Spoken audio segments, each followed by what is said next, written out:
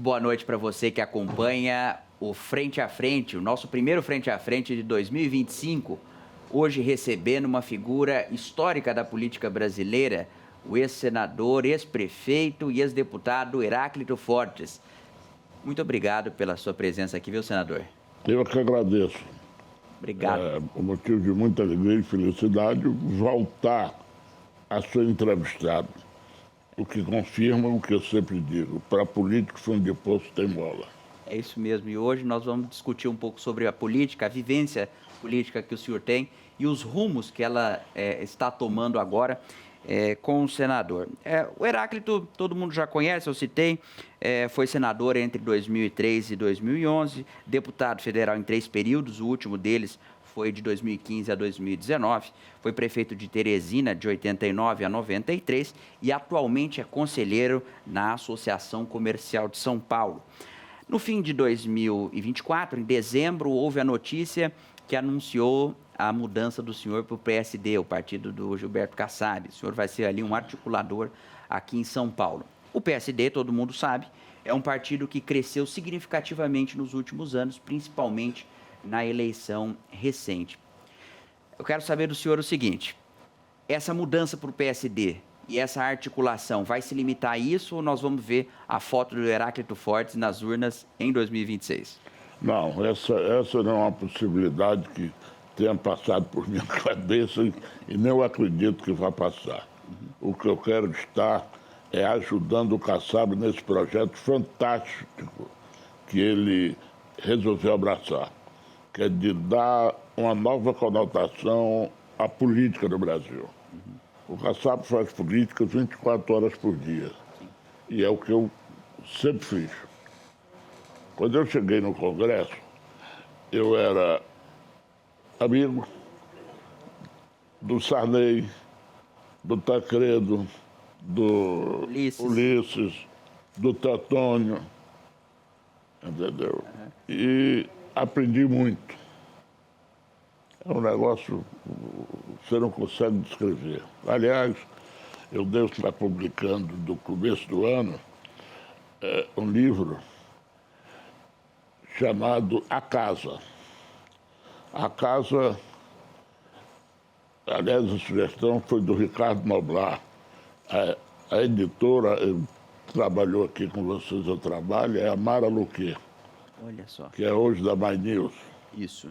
Então ela me chamou, é uma editora portuguesa, e nós estamos fazendo. Por que a casa? Porque foi nesta casa, na casa que eu morei em Brasília, que aconteceram fatos importantíssimos na política brasileira.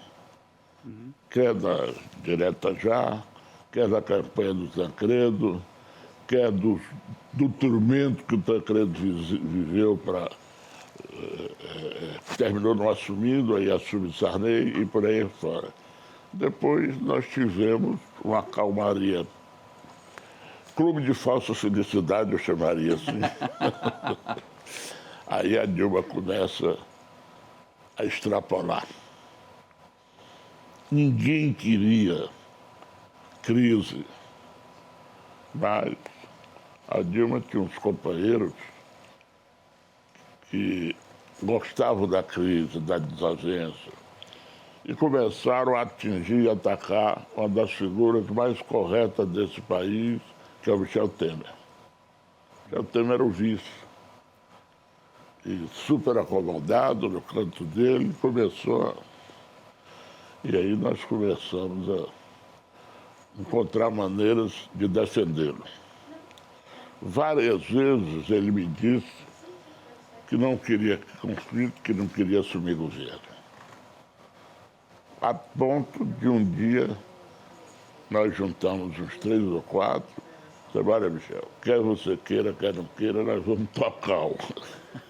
E aí começamos a chamar as pessoas para casa, para conversar. É coisa engraçada. A primeira pessoa que nós chamamos foi o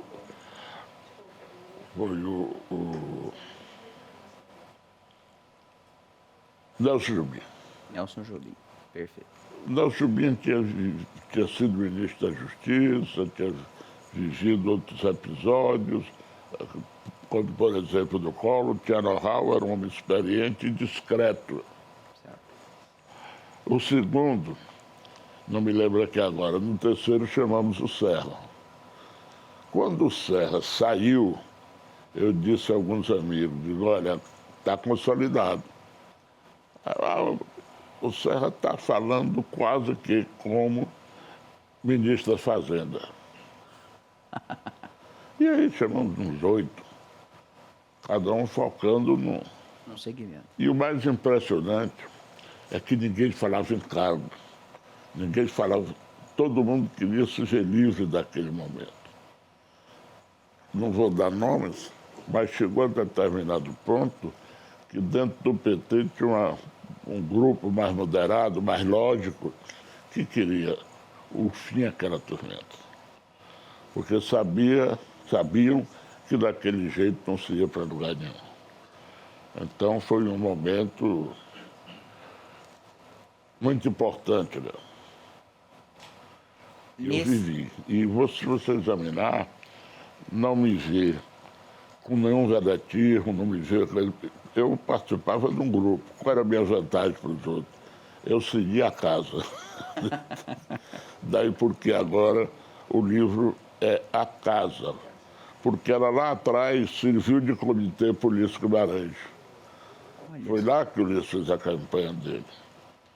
Entendeu? Então a casa do senhor era o ponto onde se discutia a política brasileira. Política brasileira. Muito bem. Teve um tempo que ou era na minha casa ou era no Piantela. Isso. Entendeu? Então, essa história, você conhece bem Brasília. Muito bem. Senador, eu queria saber, alguém que testemunhou tantos momentos da história política, a gente volta depois em alguns temas desse livro, se o senhor puder adiantar para nós, mas eu queria saber, alguém que viveu com inúmeros políticos, figuras que são referências até hoje, como é que o senhor avalia a política atual, os nossos representantes no Senado e na Câmara? Você diz em comparação àquela época? É. Não tem nem o quê. Nós estamos vivendo uma degradação. Primeiro, esse negócio do orçamento secreto, seja lá o que for, a manipulação orçamentária é um desserviço ao país. Você hoje, eu acompanho de casa, na televisão, na imprensa. Ninguém se preocupa mais com o país, só se preocupa com verba. Isso. E isso é uma deformação que precisa ser corrigida. Não é que eu seja contra, não. Cheguei, inclusive, a pegar verbas e mandar para o estado do Piauí. Mas a coisa não é essa, que ninguém faz nada, ninguém fala nada num ser no orçamento. Eu vou lhe contar um episódio. Por favor. Na Constituinte foi restabelecido o poder do Congresso de legislar sob emenda. E tinha um grupo, inclusive do nosso PMDB da época, que passou a só pensar em emenda. Um dia eu estava no hotel em Brasília, conversando com o doutor Ulisses, esperando outras pessoas para jantar, e ele disse, o maior mal que se fez foi isso. Os nossos colegas não querem mais saber de Brasil, não querem mais saber disso, só querem saber de emenda. E aí deu a consequência dos anões do orçamento. Entendeu? Então, e aí o conhecimento dos mecanismos que o congressista não tinha foi entregue àquele funcionário Zé Carlos, que ficou megalomaníaco, combinou com a morte da esposa. Seria onde ele anda hoje. Mas é uma pena, porque ele era um homem brilhante, que vivia de um salário. Quando começou a ter aquela enxurrada de dinheiro e ele levava a boquinha, ele terminou guardando, você imagina, dinheiro em fundo falso do apartamento, em paredes falsas e tudo, e depois a polícia foi lá e derrubou. Então, eu acho que nós temos que ter para a geração futura o exemplo do que foi o parlamento na Constituinte. Olha, a Constituinte foi um negócio fantástico, juntou-se todo mundo. Aí tinha o comando, que era o comando do Ulisses. Mas a gente virava noites e noites.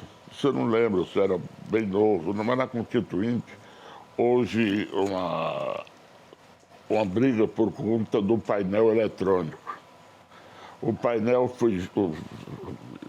Descobriram que tinha deputado, quando estava ausente, vinha outro e votava. O cara pegava uma mão aqui, outra mão ali, aí pararam. E tudo era feito à base manual. Uau. O primeiro secretário era o Fernando Lira, que tinha um vozeirão, então chamavam, mas aquilo demandava um tempo terrível. Mas foi assim que se fez a Constituição. Foi assim que se fez. Eu acho que esse é um tempo histórico e foi um hiato positivo durante esse período. E aí o que acontece? O PMDB da época saiu-se tão bem que elegeu os governadores de todos os estados, menos do Sergipe. O João Alves, né? Foi o João Alves. E aí começou-se como se diz no Nordeste, a coisa começou a degringolar. Isso foi exatamente ao final que começou-se a se mexer no dinheiro público. É uma coisa, que horror. Hoje, a gente observa, até por uma necessidade, no passado a política era feita através dos veículos tradicionais, TV e rádio, né? Hoje em dia nós temos redes sociais. Muitos desses políticos que estão lá hoje fizeram campanha e se elegeram com base nisso. Um exemplo disso foi até a própria eleição do Bolsonaro em 2018. O senhor acha que, por conta dessa facilidade do contato candidato-povo, fez com que os políticos perdessem um pouco os limites, talvez, da coisa lógica e passassem a buscar mais o apelo emocional? É uma repetição do que aconteceu lá atrás, quando se criou o grupo dos anões do orçamento. Certo. Agiu exatamente assim, tinha um grupo que comandava, o Zé Carlos era o homem que dava os conselhos legais, e a coisa foi... Aí você via, era um negócio impressionante, você via o grupo que mexia no dinheiro e o grupo que não mexia. O grupo que não mexia era isolado.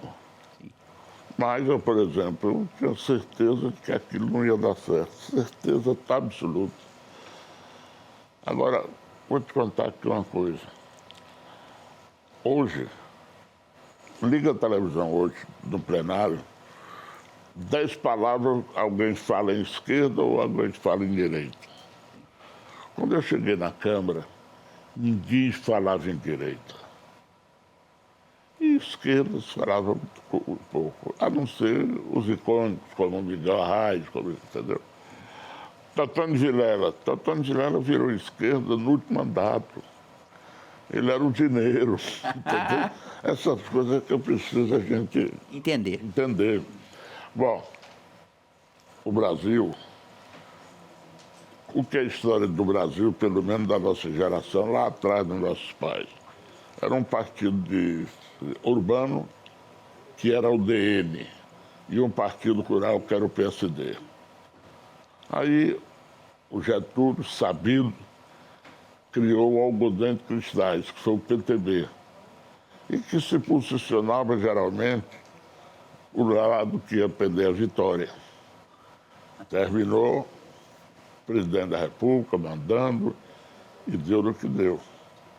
Entendeu? De forma que a história do Brasil, ela não pode ser marcada por esquerda ou por direita.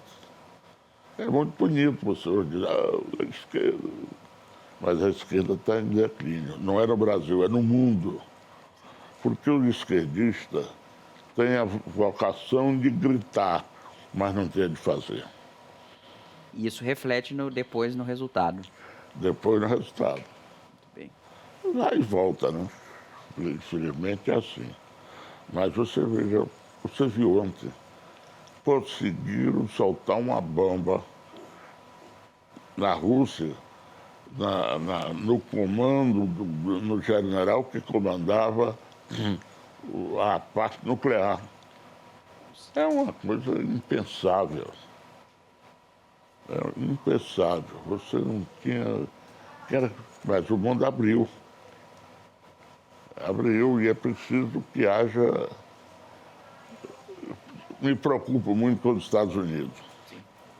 Eu me preocupo com a cabeça do Trump. Assume agora. Que assume agora.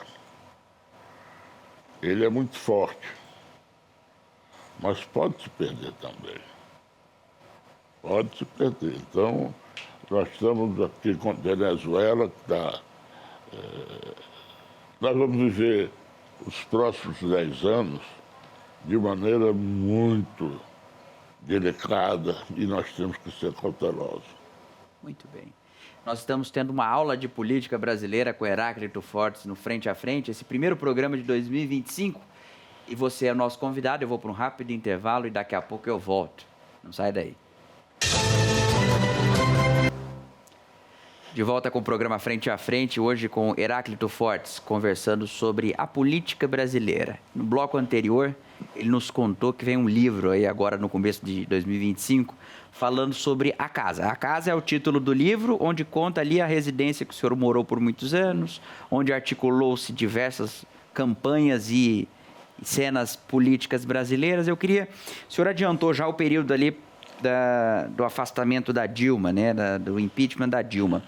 Que outras histórias o público vai encontrar nesse seu novo livro? Olha, uma das coisas que me deixam mais feliz foi o não vazamento do que acontecia lá dentro. Você tinha uns encontros com jornalistas, ou só jornalistas, ou também jornalistas. Nunca vazou nada. Talvez tenha sido o grande trunfo. Certo. E olha que jornalista de peso. Todo mundo ia para ali. Ótimo. Quem concorria em outro campo comigo era a Vera Brandt. Mas a Vera Brandt especializou-se em fazer encontros com o ministro do Supremo. Fez muitos. Eu fui a uns 2. Mas nós íamos discutir. Se você quiser que eu lhe dê o nome de 10 jornalistas importantes, posso lhe dar, mas não vale a pena porque você vai esquecer outros. E todos são meus amigos até hoje. Magnífico. Isso é uma das coisas fantásticas, entende, que nós já tivemos na casa. Tivemos, por exemplo, a eleição para a Câmara do Rodrigo Maia. Foi feita em casa, discussão, entendeu? E por aí vai. Muito bem. E você não tem notícia de na casa ter sido feito nenhum negócio. Não fazia. Não fazia negócio. Era articulação política. Articulação política. Eu fui coordenador pelo partido, pelo PSL na época, hoje era o Democrata, Partido Bornhausen, da campanha do Geraldo Alckmin em 2006. Certo. Viajei o Brasil inteiro. E uma campanha desigual. Sim. Desigual. Difícil. E nós cometemos um erro, que foi o de permitir que fosse retardada a campanha no segundo turno. Proposta do PT. Sim. Aí você veja, nós saímos do primeiro turno crescendo, porque foi quando houve aquela crise dos aloprados. Aquele dinheiro que se pegou, entendeu? E o Lula coou. O representante jurídico na chapa do Lula era o hoje ministro Toffoli. Toffoli. E do outro lado era o Alckmin, que era parente do... E o Toffoli fez a proposta ao Alckmin, o Alckmin topou. Eu vinha loucura, porque segundo turno adiar, não tem como. E aí nós perdemos. Naquela época, falar em privatizar era um crime. Então eles nos pegaram exatamente nessa privatização. Chegamos a ter menos votos no segundo turno do que no primeiro. Mas faz parte da vida. O senhor citou dois pontos importantes aí, que é a questão do bom diálogo que o senhor sempre teve e com os políticos que estiveram na sua casa e os jornalistas, e também respeito entre oposição e situação. Hoje em dia, a gente vê que os políticos, alguns deles, não vamos generalizar, mas alguns sedimentam essa agressividade aos jornalistas, até para jogar para a plateia, né? Os eleitores até gostam, às vezes, da agressividade aos jornalistas. E o não respeito aos políticos. Parece que não existe mais diálogo nem nos bastidores, entre políticos de oposição. Falta diálogo na sociedade atual, senador? Falta. Falta diálogo no momento em que sobra a oportunidade de diálogo a toda hora. Essa falta de diálogo eu não consigo entender. As pessoas têm que mudar de pensamento. Aliás, o Petrônio, o mais ilustre dos meus conterrâneos, dizia que só não muda quem se demite do direito de pensar. Aquilo era uma defesa que ele fazia dele próprio, porque ele foi, embora fosse da UDN, mas ele foi janguista. Ele não queria o golpe, é uma coisa que nunca foi bem explicado. E ele depois caiu no agrado do... Acho que primeiro foi do Geisel. Certo. Caiu no agrado dos governos dos generais. E se não tivesse morrido, teria tido chance, inclusive, de ser presidente. E ele uma vez perguntaram e ele disse, só não muda quem se demite do direito de pensar. Isso é um fato. Então é preciso que você tenha a segurança do timing. Que é um exemplo, Sarney. Sarney, vice-presidente da República. Muita gente contra. E um pequeno grupo a favor. Até porque, se não fosse o Sarney o vice, talvez nós não tivéssemos tido o que tivemos. E o Sarney foi corretíssimo. Foi corretíssimo. Ele cansou, como os outros também cansaram. E esse é um episódio fantástico, que vem desde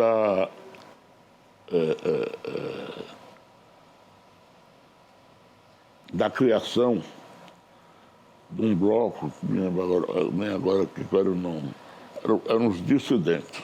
Certo. E aí juntamos-nos e fomos discutir os caminhos para o Brasil. E o Sarney participou. Participou e muito experiente. Tanto é, o Sarney é o político brasileiro mais longevo. É. Outro dia, até por conta desse livro, eu fui a São Luís conversar com ele. Fiquei encantado com a leveza, com a sutileza. Eu te falo porque eu fui primeiro secretário do Senado, ele presidente. Olha. Quando houve aquela grande crise. Sim. Queriam derrubar ele porque queriam. Aí eu, presidente, vamos fazer uma coisa.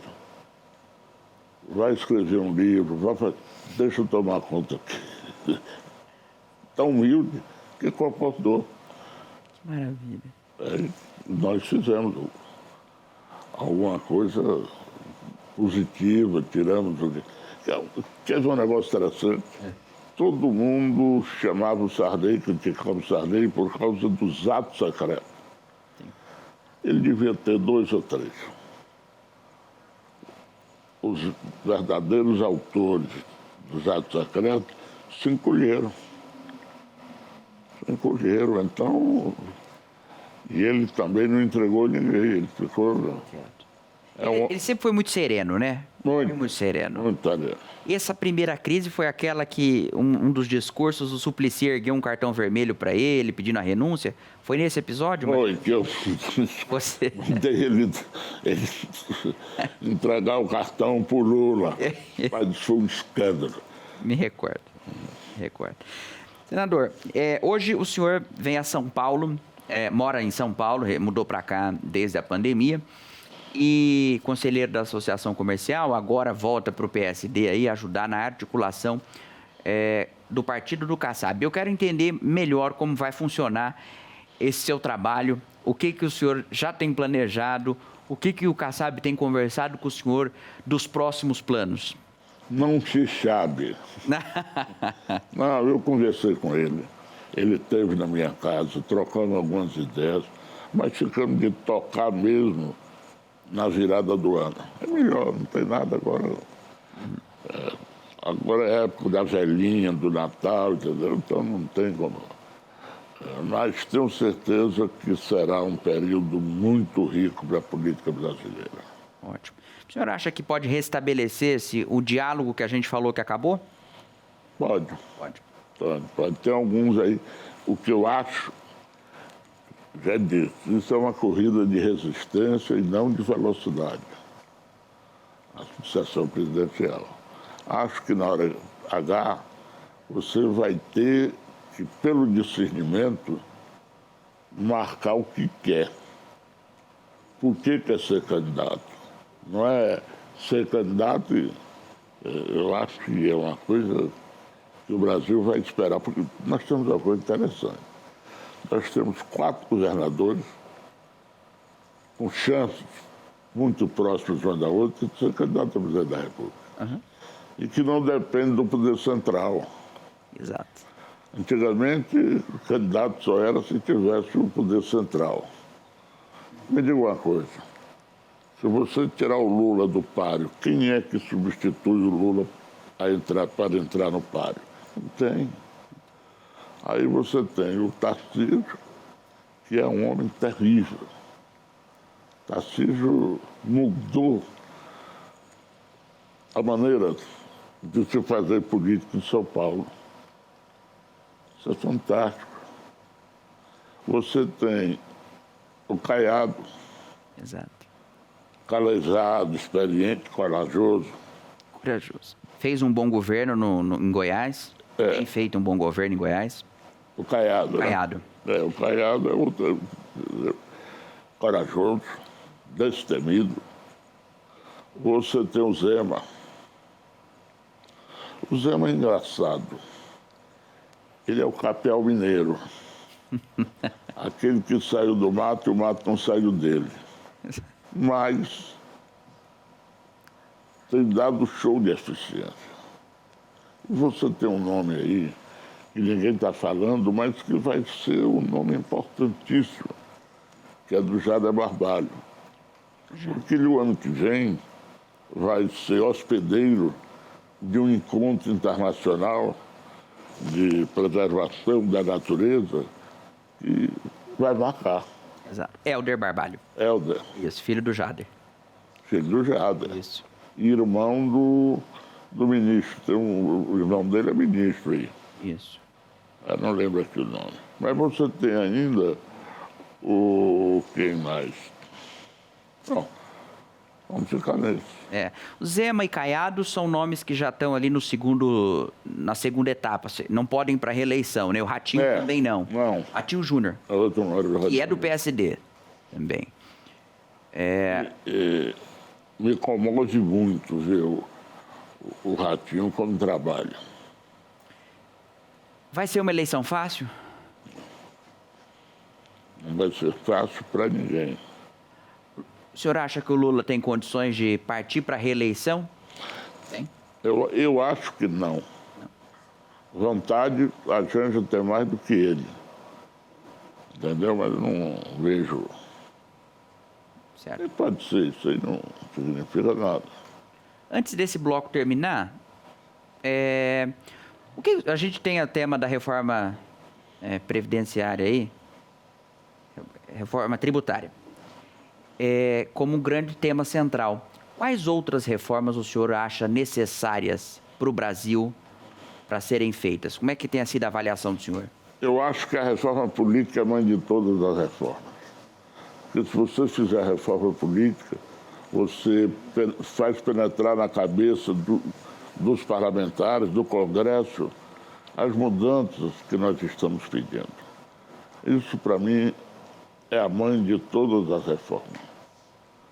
Nós não podemos conviver com 15, 20, sei lá, partidos. Certo. Até para encaminhar uma votação é penoso, entendeu? Então, eu acho que o problema é na hora da divisão. Essa divisão leva àquilo que o senhor falou. O interesse na emenda é maior do que o interesse no Brasil. Exatamente. Isso é que a gente precisa, como tivemos na reconstrução do Brasil, na volta do Brasil para a democracia. Você teve pessoas que compreenderam e que se aliaram a um objetivo comum. Então é preciso que haja isso. Falta liderança. Falta interesse político. Muito bem. Nós vamos para um rápido intervalo. Daqui a pouco a gente continua essa conversa com o senador Heráclito Fortes. Não sai daí. Muito bem, nós voltamos com o último bloco do programa Frente a Frente, conversando com Heráclito Fortes. Lembrando a você que nos acompanha que você pode rever este programa no Rede Vida Mais, sábado às 17h30 e no domingo às 21h15. E também pode rever esse e todos os outros nossos programas no youtube.com/Rede Vida Informação. Senador, Associação Comercial, o senhor é conselheiro lá, a gente conversou um pouquinho antes aqui do programa começar. Eu queria saber como tem sido essa atuação do senhor na casa, que fez 130 anos e é significativa para o empreendedorismo brasileiro.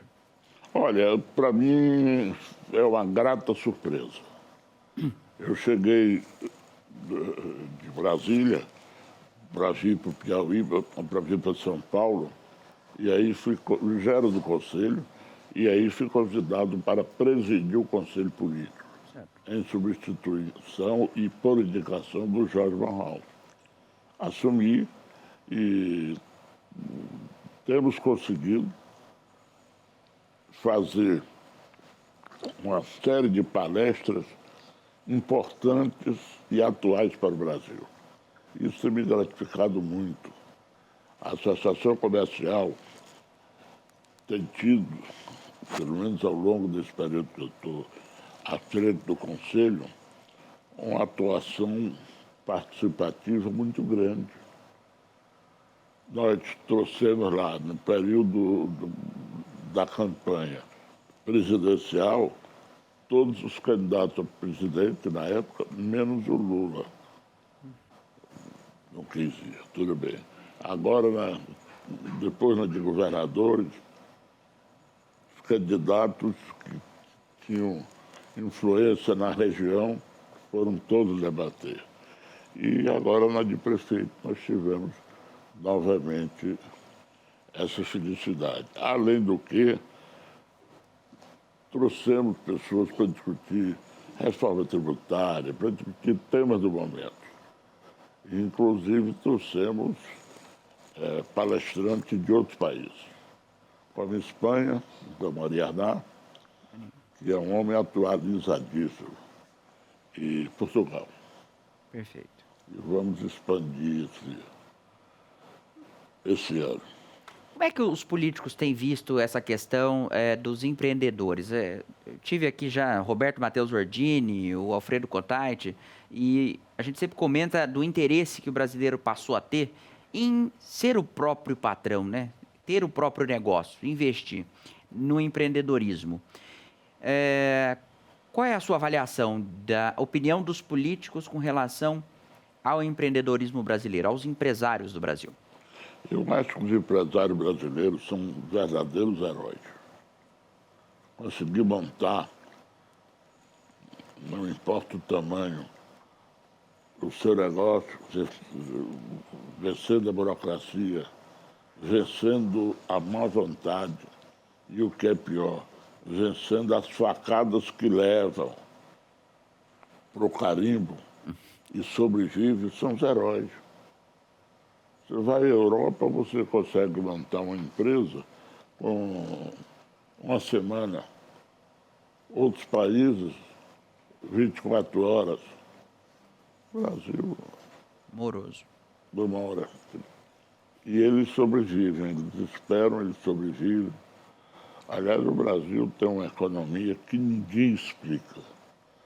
Como é que ela... Quando eu estou falando de economia, eu não estou falando dos grandes empresários. Está falando do pequeno, do Do meio. pequeno, que é o foco nosso. O empresário que vibra quando consegue comprar um carrinho para usar com a família, quando faz a casa. Então eu acho que nós temos um empresariado que merece todos os louvores. Perfeito. O senhor falou sobre a economia brasileira. Quero entrar agora rapidamente no tema, a sua ligação com o Nordeste, né? O senhor é lá de Teresina, foi prefeito de Teresina, no Piauí. O Nordeste é uma potência econômica.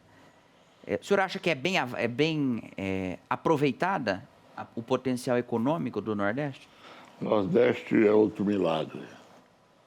Você tem que ver, já ninguém fala nisso, mas o que foi a Sudene. Sudene. A Sudene pegou um Nordeste primitivo e deu uma formatação para um desenvolvimento que nós vemos hoje.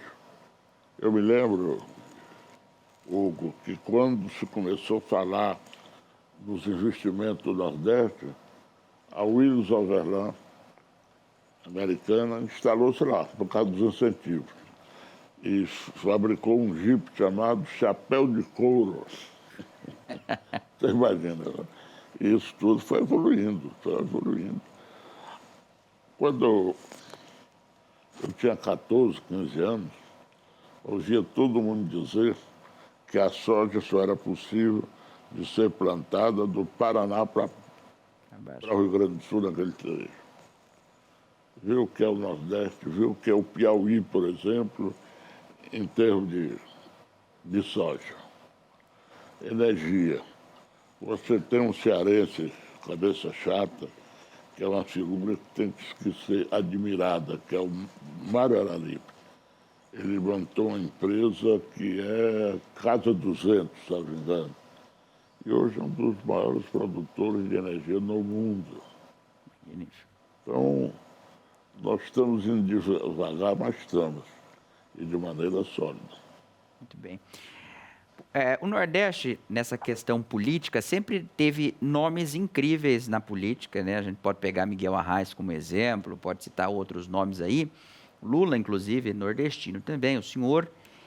E tem uma figura ali que despontou, tem mostrado o potencial político de futuro, que é o João Campos, prefeito. O senhor acha que ele pode ser ainda observado com mais atenção para os próximos anos? Totalmente. O João Campos é um fenômeno. Pela idade, pela determinação. Se você pegar uma entrevista do João Campos, você vai ver que ele não escorrega.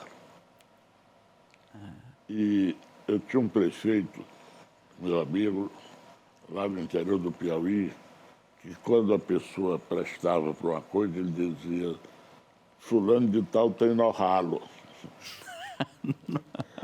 Entendeu? Então, o João é isso. E ele tem uma origem, porque ele tem o avô, tem o pai e tem a mãe, que é uma figura presente. Ótimo. Aquela mãezona nordestina moderna, mas que não deixa o filho se afogar, está sempre ali de lado. Então eu acho que ele não vai ser nessa rodada agora, mas mais cedo ou mais tarde ele vai ter o seu espaço na política nacional. Muito bem. Senador, me diga uma coisa. Que conselho o senhor daria para o jovem que quer entrar na política brasileira hoje? Em primeiro lugar, não entra. Mas já que não tem jeito, quer entrar, vai devagar. Devagar com andou que o santo é de barro. Eu não vou dar o nome aqui, mas teve um senador que foi eleito e estava com todo o fogo. Aí pediu para ir lá em casa, essa casa famosa. Eu marquei com ele, ele chegou lá, olha, você sabe, eu tenho muita admiração, para aquela conversa. Que conselho você me dá? Eu fiquei calado, olhando para ele. O que você acha que eu devo fazer? Eu digo, nada. Como? Nada. Você está afoito demais. Tenha calma. Sua vez vai chegar. Não ouviu o conselho, 6 meses depois foi cassado. É isso, né? Eu acho que política é arte, não é artimanha. Não é verdade? Acho que está invertido o jogo atualmente, né? É. Todo mundo está achando que é artimanha. Vamos ver. Essa eleição municipal fez algumas revelações. A primeira, com relação a São Paulo, o que São Paulo quer. O que São Paulo quer. Embora eu acho que o Marçal é um fenômeno. Sério? É. Mas para quê? Entendeu? É muito... Você tem que respeitar um cara como ele, que ninguém conhecia, quer dizer, e ele pega o microfone. Eu me lembro, eu sou do Nordeste, tinham aqueles vendedores de remédio.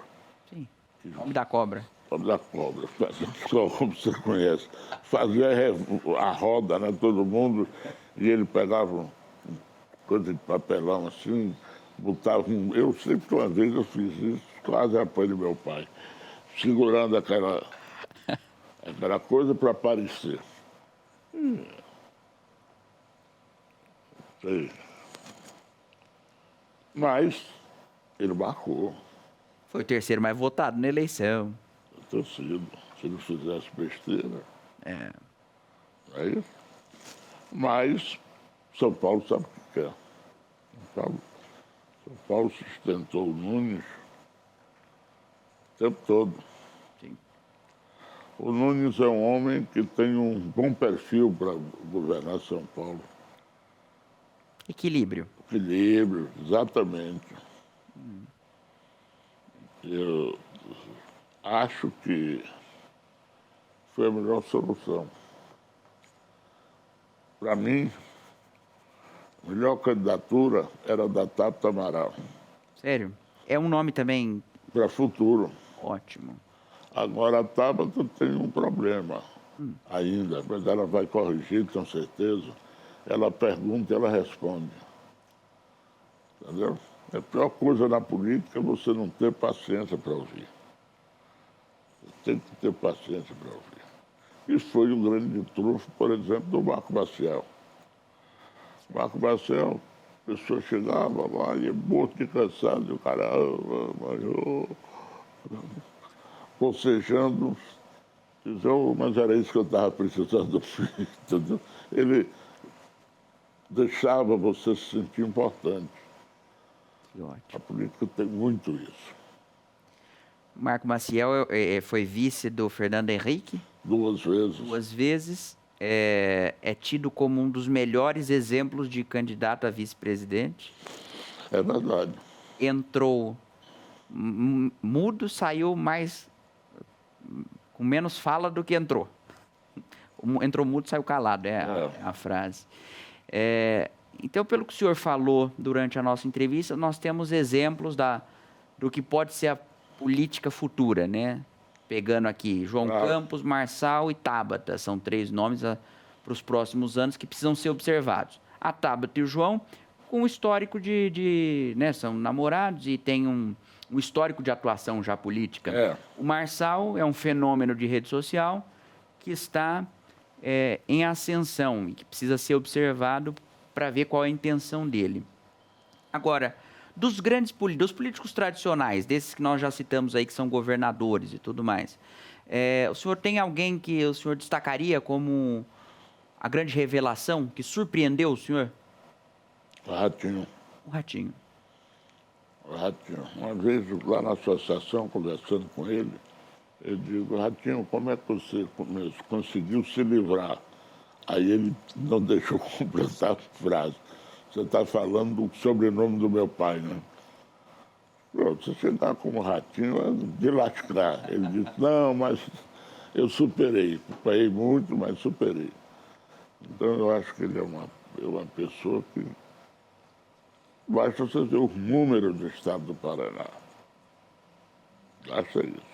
O outro é o Zema. O Zema é um velhinho da Havan. Entendeu? Comedido. Comedido e eficiente. Exato. Ele é o tipo do cidadão que o mineiro gosta. Perfeito. Então, é assim mesmo. De tipo político, você tem que fazer o que achar. Não é o melhor o que tem. Perfeito. O Brasil tem futuro? Total. Total e muito futuro. Quem achar que o Brasil está na boca da morte está errado. Você vê agora mesmo, com todas essas besteiras que estão sendo feitas, o Brasil reage.